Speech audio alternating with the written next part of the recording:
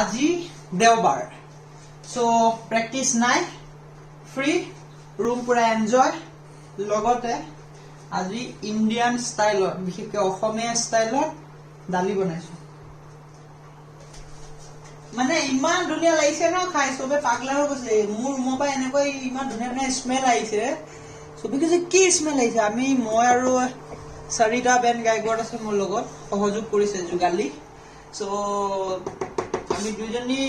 কালি মাৰ্কেটত গৈ সসপেন কিনি আনিছো ইন্ডাকশনটো আছে আগৰ পৰা বা এজনী তাত তাৰপিছত এয়া 1 টকা দি পেলাই এপাত হেতা আনিছো দালি চাউল তাত আছে ঠিক আছে সো আলু পিয়াজ সব লৈ আহিছো লৈ পেলাই আজি